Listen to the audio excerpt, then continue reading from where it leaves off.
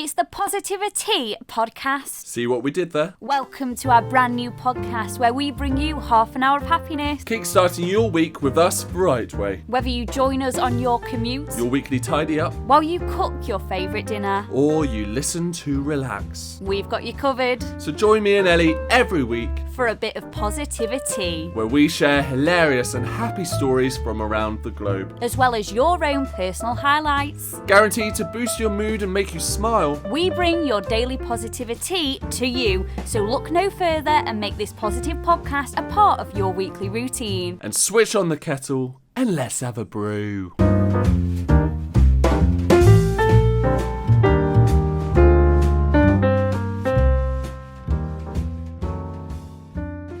Hello and welcome to the POSITIVI-TEA Podcast with us, Andy and Ellie. We hope you are feeling good. How are you feeling, Andy? I'm feeling good. Do you know what's quite funny? On the script it says good with like 10 different O's in between the word good. Yeah. So it does really make you say it how you say Go it. good. I feel good. You kind of sound like Ace Ventura or something. Or what did you say? Bruce Almighty? I said Bruce Almighty. I was like, it's good, it's good. It's a really good film, that though. It's a very good film, you know? Yeah. Anyway, so every Monday we want to kickstart your week the right way by exposing a few of our favourite smile-worthy stories that we found in the news this week.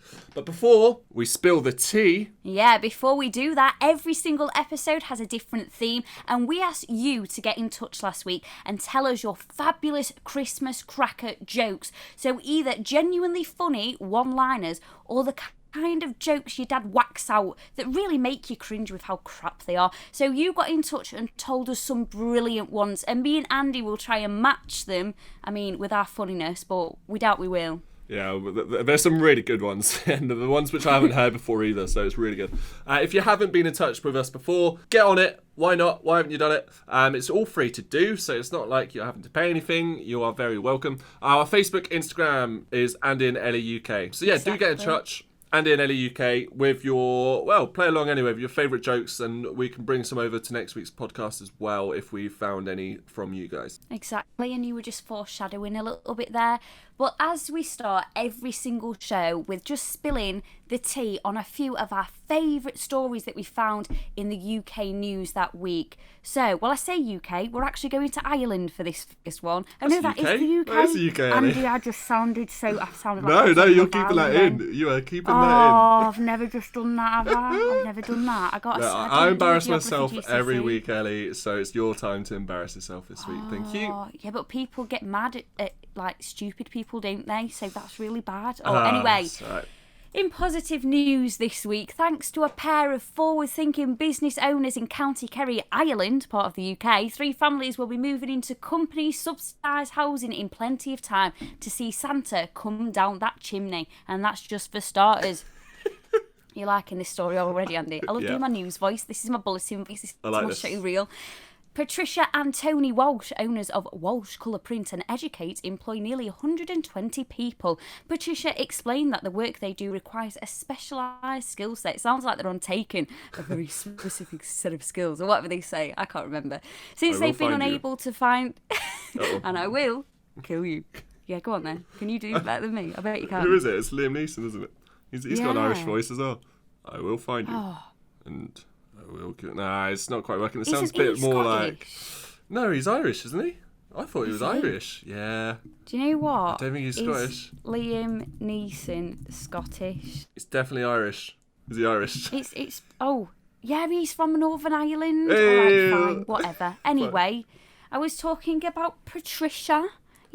So since they've been unable to find enough local job candidates to fit the bill, a good part of their workforce hails from other European countries. However, many of their job candidates could simply not afford rent in the area. But for the husband and wife team, the answer seemed obvious. Find a way to offer an affordable housing alternative as an incentive to keep their employees in the family fold.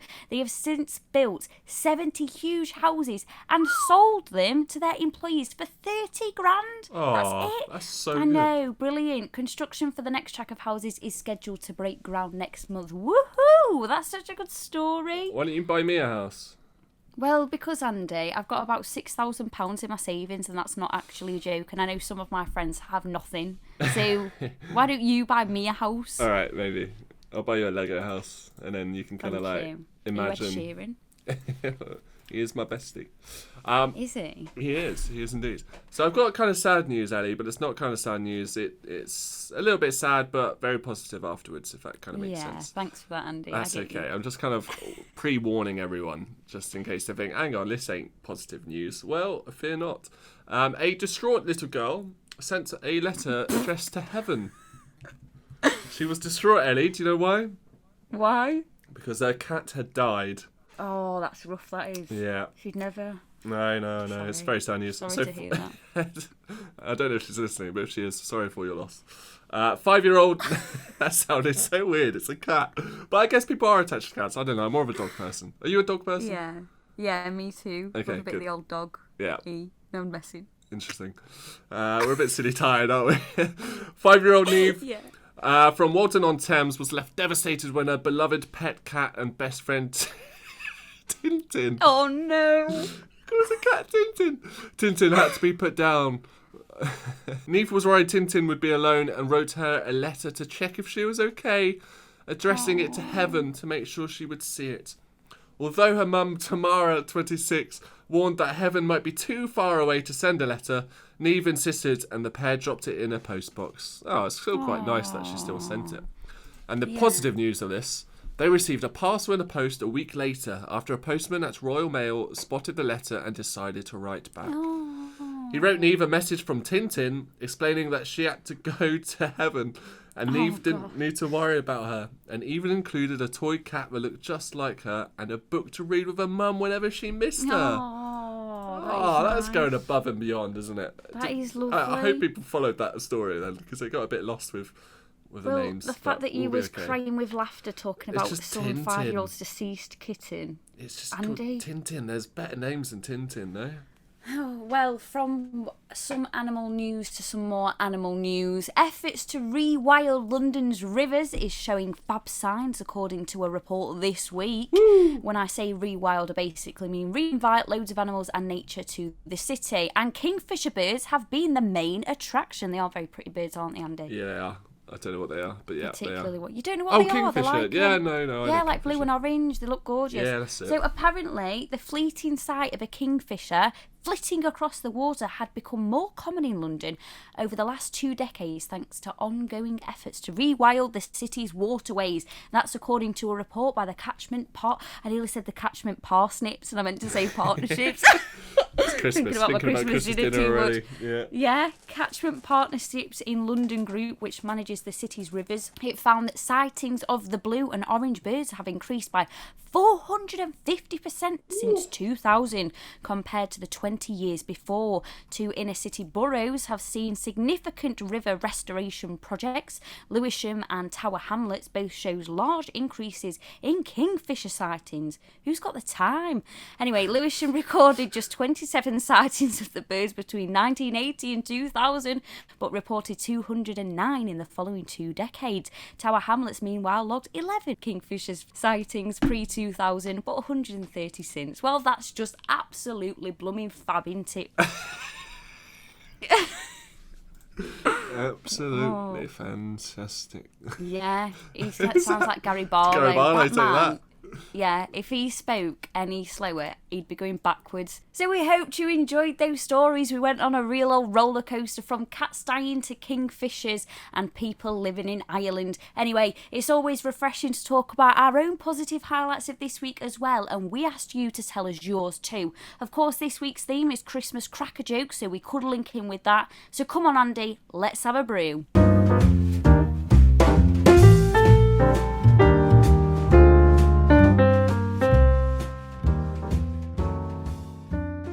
Yes, so as Ellie said, this theme is Christmas cracker jokes, and I've actually researched, and it sounds weird that I said I've researched, but I kind of wanted a bit of a link with, this year's theme, and there's some good ones, and hopefully you can try and top them, but we shall see. Some of them are a little bit too naughty for your Christmas, cracker jokes you find in the shops, but they're still funny, and I feel like we can get away with it on here, can't we? Of course we can. Sweet. Fire Perfect. away. I'm going to fire away. All right, are you ready? First one. Which Christmas film was 30 years ahead of its time? Okay, do I need to guess? I mean, if you guess, Which but Christmas film? I don't know, tell me. Home Alone. Ah, very good, very good. Yeah, that was crap, Andy. Next That was bad, one. wasn't it? All right, okay. Well, I can do better. How can you get out of talking to your boss at this year's staff Christmas party? Put him on mute. Oh, that's a good one. That's a good one. He's getting better. That was a good one. Okay, how about this one, Ellie? Which government scheme supports Christmas dinner? I don't know, I'm laughing already. Eat Sprout to help out. Oh, that's really good, that one. I like that one. That's Sounds a so good sarcastic. one. I think That's a good one. Nudge, nudge, wink, wink. How was the pandemic like my stomach after Christmas? I don't know. It will take ages to flatten the curve. That's disgusting. Brilliant. Ew. Ew. Okay, it's one of my favourites. Why didn't Mary and Joseph make it to Bethlehem? I don't know. All Virgin flights were cancelled. Oh, very clever, very clever. Good, very good, very clever. Yeah. Okay, last one. Hopefully the best one. Why is it best to think of 2020 like it's a panto? I love the way you said that, like it's a panto. I sounded like the introduction it's of a panto. joke, isn't Do you know what I it? mean? Turn I your don't phone know, off. go on. Okay. Why is it best to think of 2020 like a panto? Because eventually it's behind you. Oh, really good. But, Okay, that was Quite really cringy, good. weren't they? It's okay. No, I can appreciate You can probably good top joke. them, so we'll see. Well, I've got 5 to fire straight back at you, Go so for it. hopefully I even get a laugh off you. That would be good, wouldn't Okay, it? all right. Are you ready? Yeah. Oh, some of them, they're a bit satirical, so it depends of which political persuasion you are, whether or not you'll find this funny. Although he's meant to be impartial, so we'll go. Okay. What is Dominic Cummings' favourite Christmas song? I don't know. What is Dominic Cummings' favourite Christmas song? Driving Home for Christmas, but very, very good. That was good. I like that one. a Yeah, lot. thank you. Okay, some of these are a bit COVID themed. Are you ready for the next one? Yeah. Did you hear that production was down at Santa's workshop? Well, many of his workers had to elf isolate. Whee! Oh dear.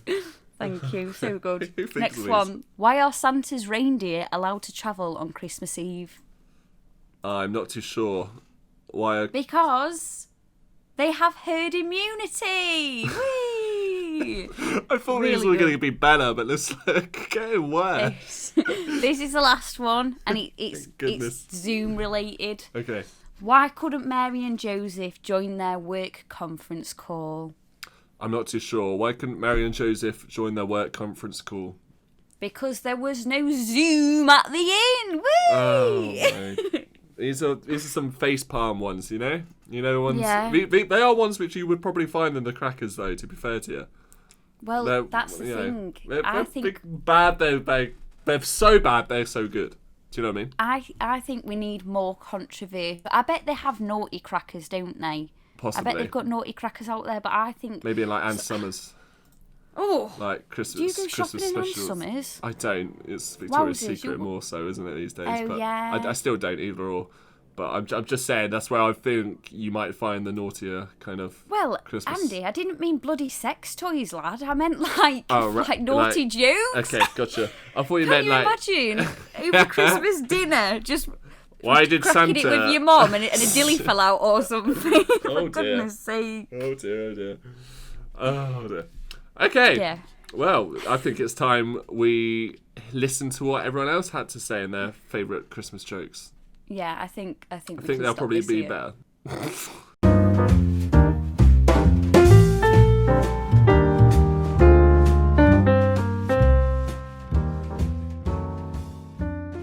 This week we asked people on our social media, you the lovely listeners, to tell us your fabulous Christmas cracker jokes. So either genuinely funny one-liners or the kind of jokes your dad whacks out that really make your toes curl, make you cringe with how crap they are. So you got in touch and told us some brilliant ones, and me and Andy will, try and see if they're as good as ours. So here we go. Andy, I believe Probably you've got... very easy to beat ours, but yeah. You can tell them how to get in touch then. Well, and if beat they haven't us. heard already, Ellie, they can definitely get in touch by messaging us on Instagram, Facebook, Twitter, email, andinellieuk. And the email is andinellieuk@gmail.com. Very easy to be Simple as featured on the show. that. Simple. Exactly. We had some brilliant ones though. So Paige from Sheffield got in touch and started off strong with this classic. Now I think this is actually a Christmas cracker joke. Okay. So Andy, what do you get if you cross a snowman with a vampire? I'm not too sure, Eddie. Well, frostbite. I like that one. I think that's a good one. That's a good one. This one's from Jess from Sutherland. And she said, it's not Christmas related, mind, but it's quite a good one. Why did Humpty Dumpty push his girlfriend off the wall? Why did Humpty Dumpty push his girlfriend off the wall? He wanted to see her crack. Now that's an Ann Summers one, right? Yeah. That'd What be a one in Ann cracker Summers of a Christmas joke. cracker. Oh, that's brilliant. Yeah, that's excellent. Yeah, I see what you did. Yeah, that's really good. So the band Late Night Legacy actually replied to me on Instagram and they said, what's the difference between a fish and a piano? Well, you can tune a piano, but you can't tune a fish. Woo! Very funny. Personally, I hate tuna. I quite like tuna, but not on pizza or anything like that. Andy. It's got to be just... I never have it all the time, though. Yeah, some people will have it on their pizza, which is just weird. I mean, I have it with, like, jacket potato and stuff, but very rarely do I have it. That's very nice that they found a music-related joke, though, for a band. Exactly. I feel like they pull that out every gig they do. That's their warm-up act.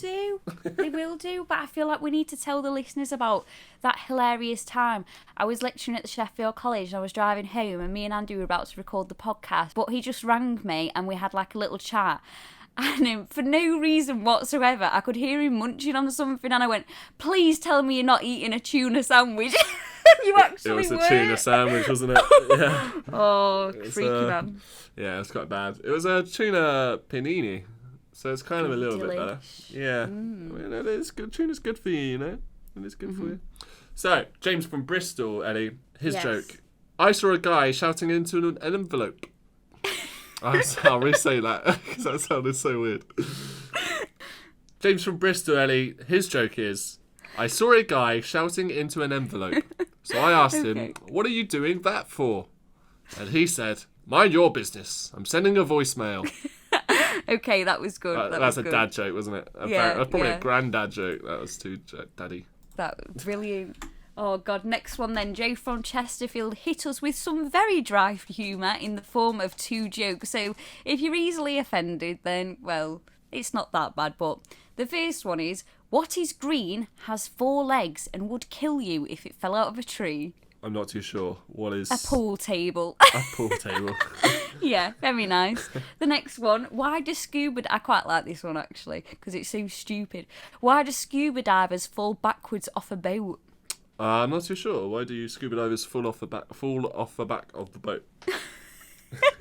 Oh my God. Words. You're funnier than these jokes. Whereas, because if they fell forwards, they would still be on the boat, silly. Oh, of course. Yeah, It's very true. A fun fact, actually. I went scuba diving last year, and I saw...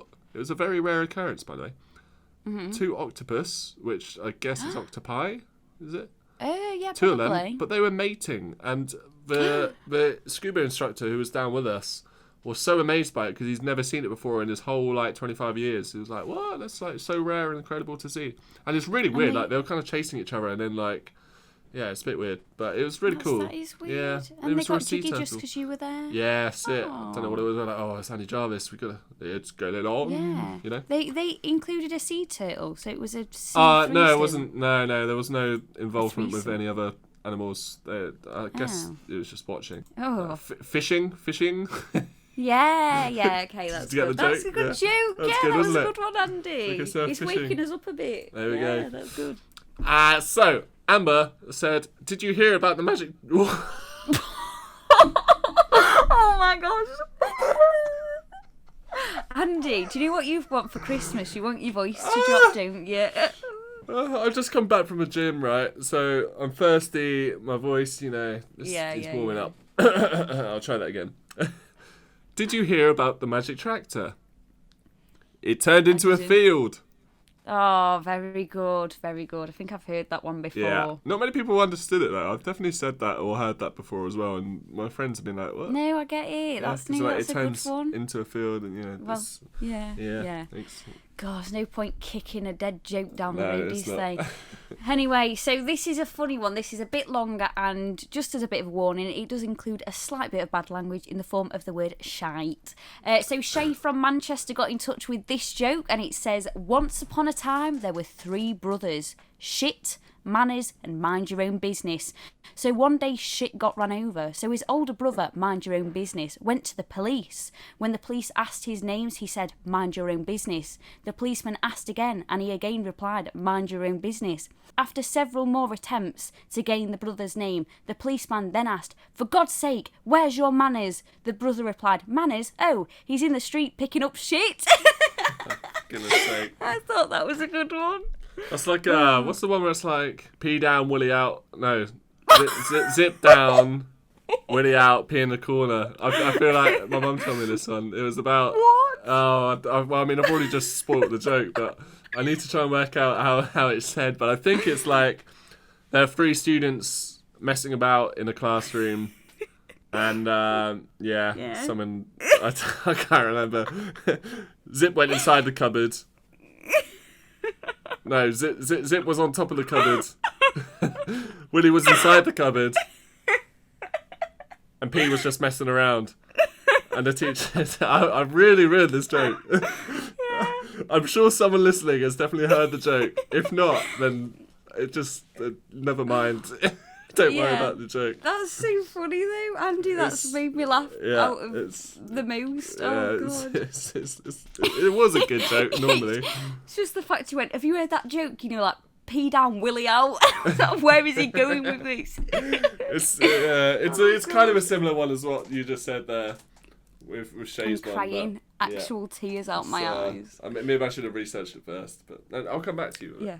Okay, my last one then. Hopefully this is a little bit better than all the others I have said, especially that last one.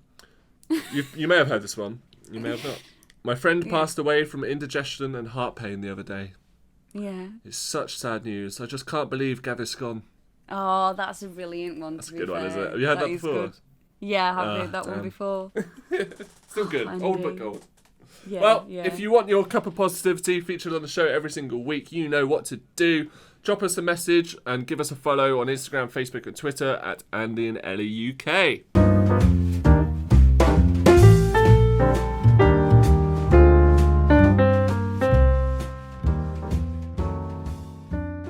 Now, not everyone seems to share the same excitement when it comes to positivity. Sometimes maybe you felt a bit annoyed that someone is so overly happy, or something has happened which you really should be quite pleased about, but you're low-key a little bit annoyed or a little bit,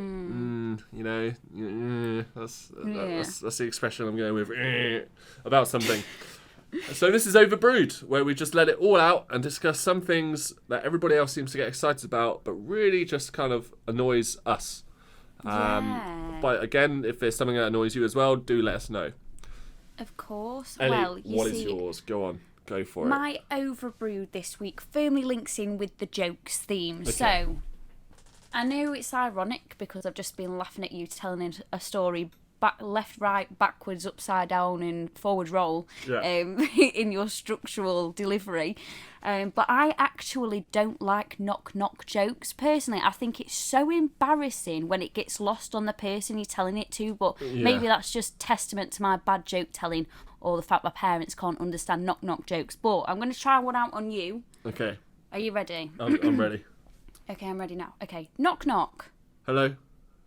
No, you meant to say who's there, Andy. This is exactly my point. You do.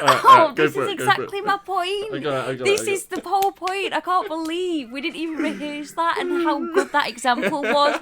What I don't like is the embarrassment of when it gets lost on the person. Anyway, you meant to say who's there. Yeah, we'll I start got it. that again. All right, I'm ready. Okay, Andy. Yeah. Knock, knock. Who's there? Cashew. Cashew who? Bless you. See, that was a good joke. That wasn't or you too could bad. say, I prefer Brazilian nuts or something like that, just depending as opposed to cashew ones. But I can't believe I went knock knock and you went hello. I got no one. Go for it. Ask again. Okay. You want to do it to me? No. You do it again.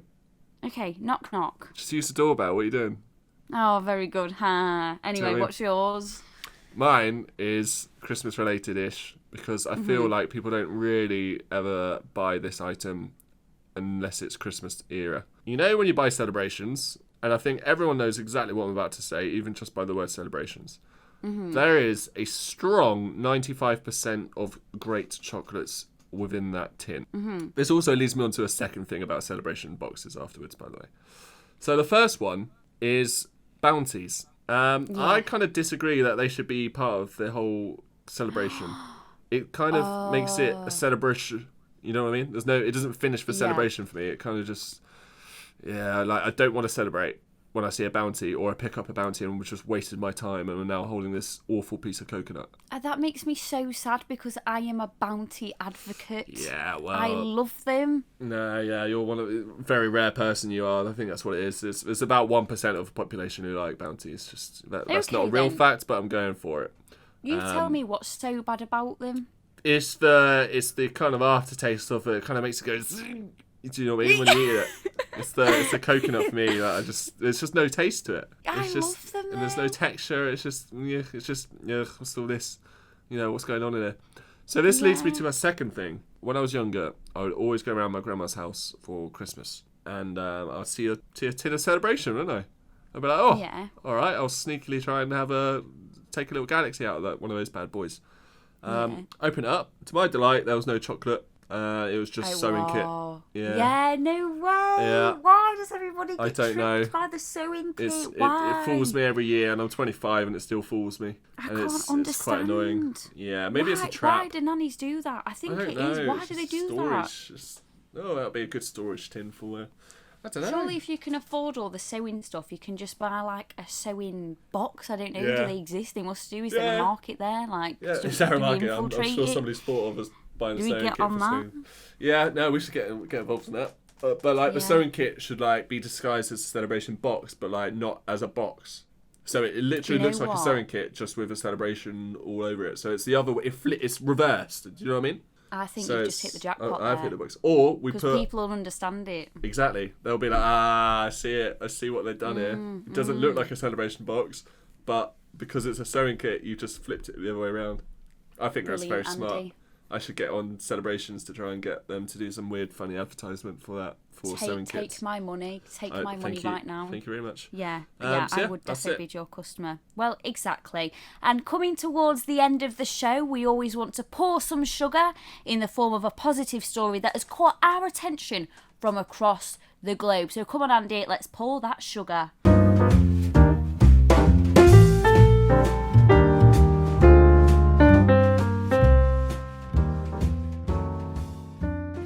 First of all, for Pour Some Sugar, then let's visit Australia. Ozzy, can you do an accent? I can indeed, my friend. Yeah, mate. I know that's more New Zealand, but yeah, mate. Yeah, what are you doing, my friend? Oh, yeah, mate. Yeah. No, it's all good. Yeah. I've been to Australia. It's very nice. I definitely want to move there when I'm older. You'd be all right if all you wanted to say, all right, mate. Yeah, then you'd be fine. Anyway, the story is tiny pygmy possums, no bigger than the size of your thumb, have been discovered on Kangaroo Island after fierce bushfires had wiped them out. This is such a happy story. Australian wildlife ecologists, Australian wildlife ecologists, it must be one of them words, were overjoyed to find endemic pygmy possums surviving on Kangaroo Island after it was torched by wildfires. These little dudes are so cute and they are so small, like I just said, they are no bigger than the size of your thumb.